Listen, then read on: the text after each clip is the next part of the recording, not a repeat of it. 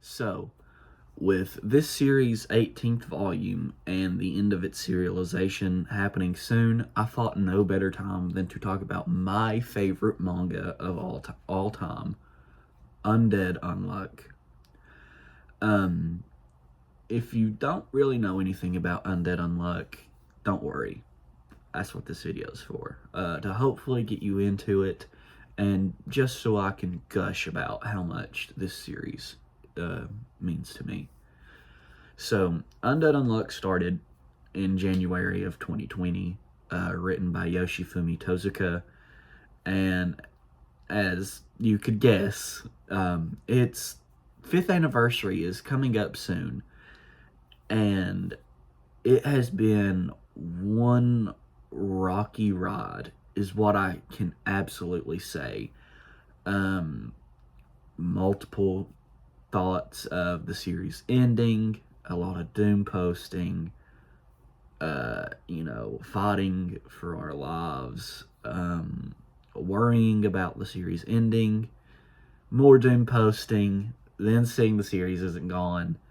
But yeah. But I'm not here to talk about the negative. I want to talk about the positive.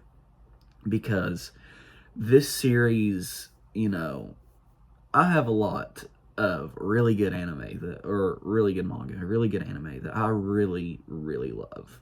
And Undead Unluck is no different from that. A little backstory into how I got into the series. I was just on vacation. I went into a Books A Million, and I seen this laying there. I was not looking for new pickups. I simply was looking for Dragon Ball. And I seen this, and I was like, what in the world is this? This looks weird.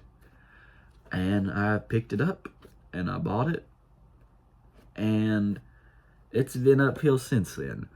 A little TLDR about the series. These are our two main characters. This is Andy, and this is Fuko. He is undead, and she is unluck. He cannot die, and anything she touches is killed. And as you can guess, when they meet, chaos is ensued. Fuko, at the start of the series, she was waiting for her favorite manga, To You From Me, to end. And when it ended, she was getting ready to murk herself. And she was getting ready to jump off a bridge, and Andy met her. And she made up a whole lie about, oh, if you touch me, you'll get an incurable disease. And Andy just grabs her by the face, like, how am I gonna die? Inside? Outside? How? And the rock that he's standing on breaks, and he's hit by the train. And chaos then ensues even more, because she calls him a zombie. He regenerates. Kidnaps her, basically. More unluck hits him. He gets hit by a box of bananas falling out of a plane. She almost falls off a building. And her hair is so long after they get to his hideout, after he saves her, that no one was able to cut it because of her unluck. And he cut her hair. And after that, he's like, all right, so when's this unluck gonna hit? His head falls down, and a man puts his head inside of a little capsule. We think that was the unluck, but no, that was the intervention of this group called the Union. And the Union specify and work exclusively, basically, with capturing rogue negators and UMAs. Basically, what a Yuma is that it is a being that is a rule of the universe. Or, as another character said, just rogue negators doing their own thing. And they were tasked with capturing undead and killing unluck. Well, the unluck from the haircut finally suits in, and we see Andy into combat. And this card in his head, he says that he has 100 years worth of memories bottled up, and that if he lets it out for too long, he'll go haywire. Well, he lets it out, and he is able to stop the Union from kidnapping them. And Fuko is then held hostage by the leader that, led the group there, and says, if you don't come with us, I'll kill her. So give me your head and we'll go on. And we'll leave the girl. Well, Andy cooperates. But as he, tosses his head over, she breaks free and kisses him on the cheek.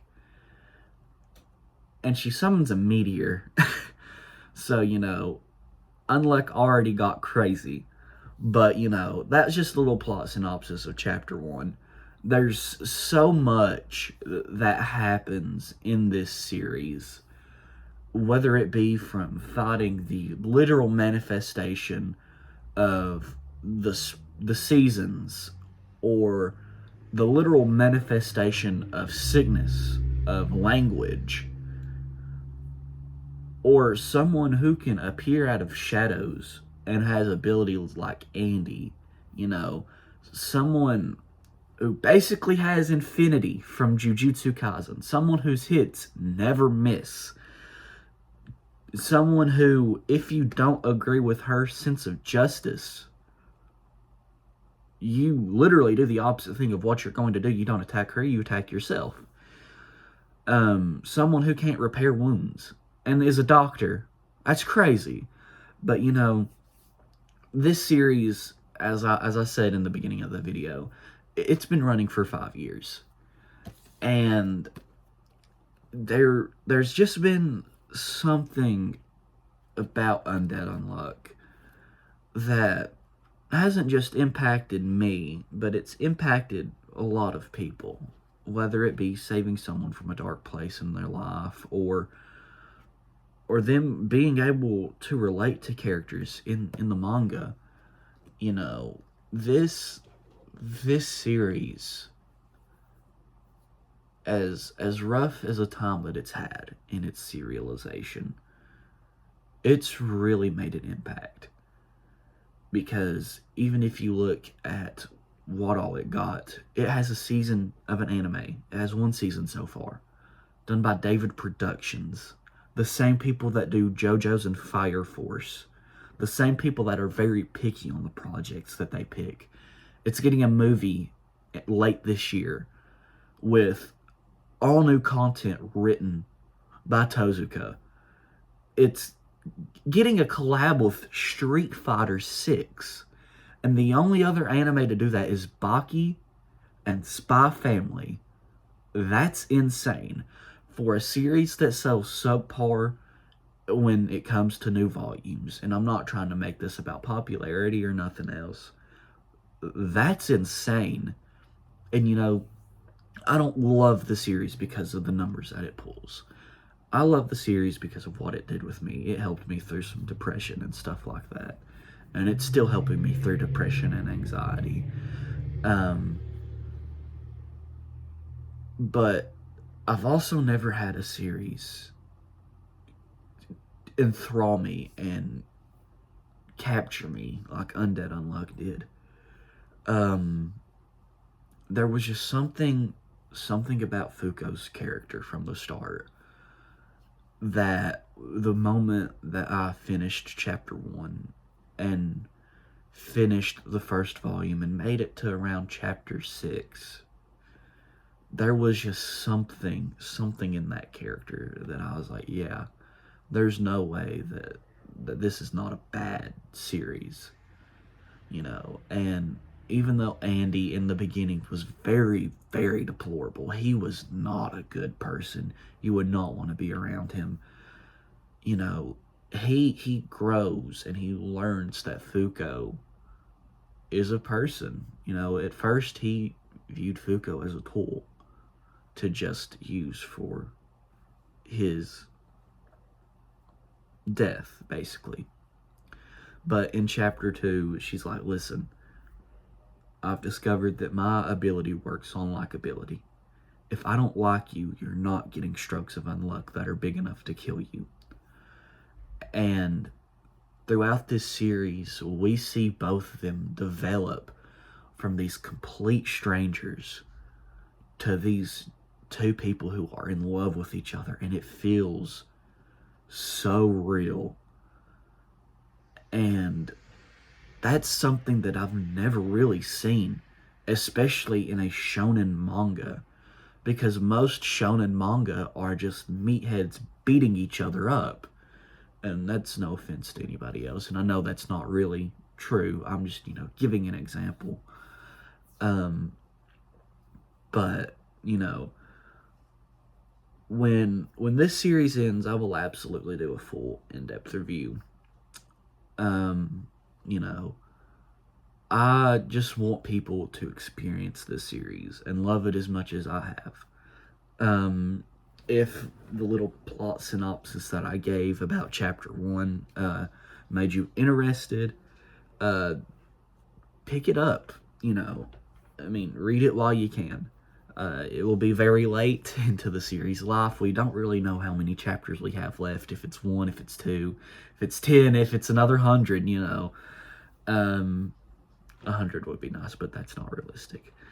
But read the series. I'm not begging. If you want to, absolutely, I recommend it 100%. If you want to wait for the movie to come out and you want to just exclusively watch the anime, absolutely, the anime is great. It is that David Productions goodness so that you will get in JoJo's or that you would get in Fire Force. So, I hope y'all have a good day. If you are Undead Unluck fans, I hope the chapter was great for you today too. And I'll catch you guys later. Peace out.